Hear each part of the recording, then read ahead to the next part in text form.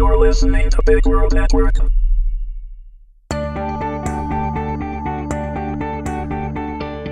Accidental Passion, Episode 11, Deviant Minds. Read by Meagan Hedin. Warning!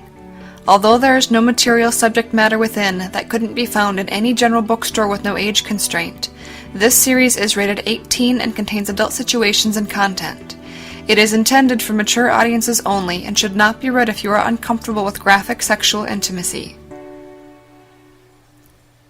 Rick parked his truck on the street and climbed out into the night spring air. Frankly, he had been surprised when he got the call from his lawyer, Martha Reagan.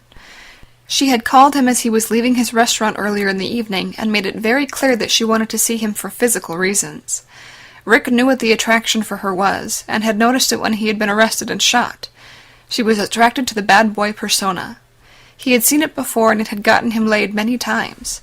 It never led to anything lasting, but he couldn't have cared less about that. Except, that is, when it came to Kim. He had intentionally hid that side of him that he knew someone like her would not find attractive. He had also wanted for the first time to have something more permanent with Kim, so he had kept so much of his life concealed from her. Even now, as he crossed the street and climbed up the porch steps to Martha's door, he knew he wasn't finished with Kim. She would come around after she had a chance to cool off and think about him again. Rick knocked and was almost immediately greeted by his sexy lawyer as she opened the door, dressed in a large t-shirt and presumably panties underneath it. "Come in," Martha said with an almost purr in her voice. She held the door open and stepped to the side as he walked through. "Nice place," Rick said as he looked around her living room, decorated in expensive modern fashion. "Follow me," was all she said, as she turned and led him to her bedroom, which, again, was decorated in a clean and modern style. There was one end-table light on, which was enough to cast the room full of dark shadows. Her bed was made with a basic white comforter and had 6 vertical metal bars with a horizontal one connecting them to comprise the headboard. The rest of the room was decorated with just one chair and a dresser in the 1950s style, with square edges and long, narrow legs. Martha's clothes lay strewn over the chair that sat opposite a large closet door. Martha walked to the dresser as she spoke. "I don't want to waste time with awkward discussion. We both know what we want tonight." She opened a smaller drawer and pulled out stainless steel handcuffs and handed them to Rick. "They are yours to do with as you want, as am I." Rick smiled to himself. This chick really was into the bad boy thing, and he wasn't about to disappoint her, he thought, as he took the cuffs. Woods lay on the hotel bed, the room dark, with a very naked and feminine body pressed tightly against his. As he lay on his side and stroked his fingers through her hair, he realized his airline gate agent was becoming more than just a distraction in his life. He was very quickly developing feelings for her. The quiet room was disturbed by the loud vibration of his cell phone on his end table. Rolling over so as not to disrupt her sleep, Woods picked up the phone and looked at the caller ID. It was Ryan, so he pushed a button and held the phone to his ear before speaking softly. "Hello?" "I have a favor," Ryan stated. "Anything, my friend." Woods glanced to his side, making sure he hadn't woken up the woman as he listened to Ryan speak. "I have never wanted to know what Kim did with her time when you followed her, and it was only for her safety." He paused on the other end. "Yes, I know," Woods replied. "Well, now I have a favor." Ryan paused again as Woods continued to listen. "I would like to know if there's anywhere she goes on a weekly basis where I could find her if I chose to see her." "Let me think about that," Woods replied. "Does she have any weekly appointments or anything like that?" Ryan asked, hoping to stimulate Woods' memory. "Actually, there is one thing. She has a girlfriend she meets at one of the hotel spas every Wednesday. The 2 women get their nails done, have lunch and a few drinks, followed by a massage," Woods answered into the phone. "That's exactly what I was looking for," Ryan replied. Rick couldn't believe his good fortune, which was providing a needed sexual distraction while he waited for things to cool down before trying to reach out to Kim again.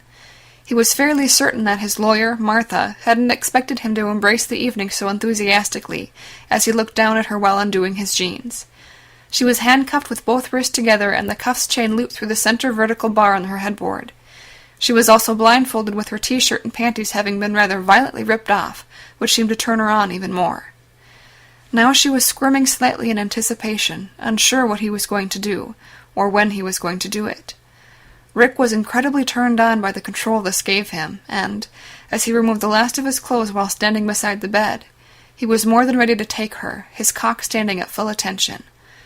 But he wanted to have some fun first. He climbed back on the bed and forced her legs apart with his knees, and then waited. He knew she was expecting him to enter her, and the anticipation was driving her visibly crazy, not knowing when he would. She was no Kim, he thought, looking down at her, but she was pretty damn sexy with a well-proportioned body. She had just a little bit of excess fat on her belly, but not enough to call her overweight, and her breasts were larger than average, with large nipples now fully erect. It bothered him that she seemed so certain of herself playing this game. To her it was a big joke, and he knew she wasn't as badass as she let on. It was time he added a little fear to really give her what she wanted.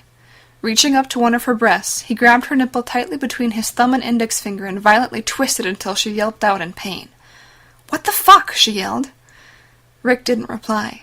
He could see the fear building up in her and felt his cock jump from the excitement. "Take my blindfold and cuffs off. We are done," she commanded, still reeling from the pain. A large red mark was forming on her breast and around her nipple where Rick had violently twisted. He knew it was no longer a game for her. Now she was ready for him. Instead of answering her, he waited until she began to move her unrestrained legs, trying to kick him and again demanding that he let her go. Rick laughed to himself.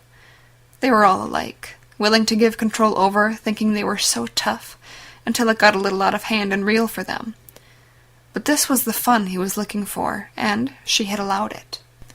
It didn't take much with his larger size to pin her legs apart with his, and even while she squirmed and continued with obscenities directed at him, Rick intentionally, with no warning, forced his cock inside of her, completely pushing in until he was fully in.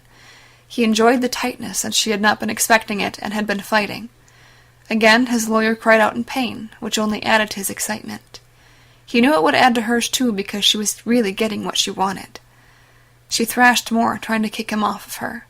The rocking and squirming was only adding to the sensations he was feeling, and his pleasure. He began to thrust in and out of her, faster and harder each time, until the metal headboard was banging against her wall. It was some time later before he finished, and he ripped her blindfold off none too gently while he was finally climbing off of her.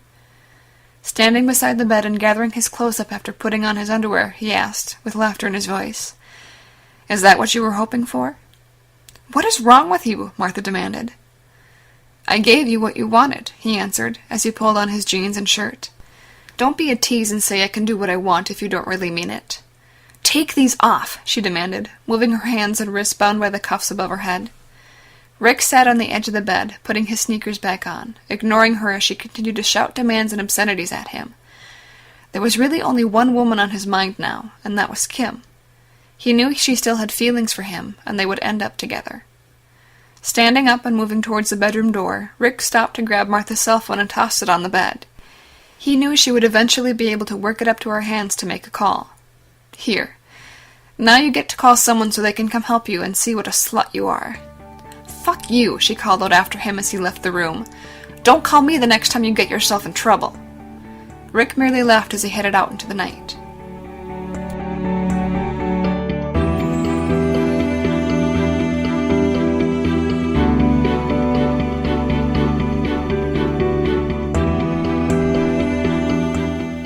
This has been a presentation of Big World Network.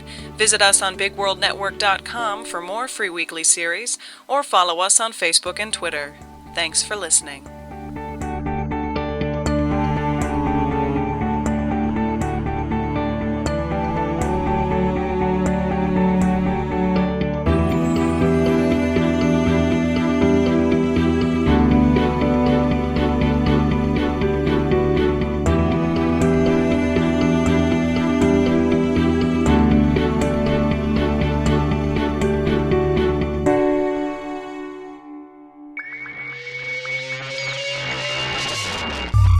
You're listening to Big World Network.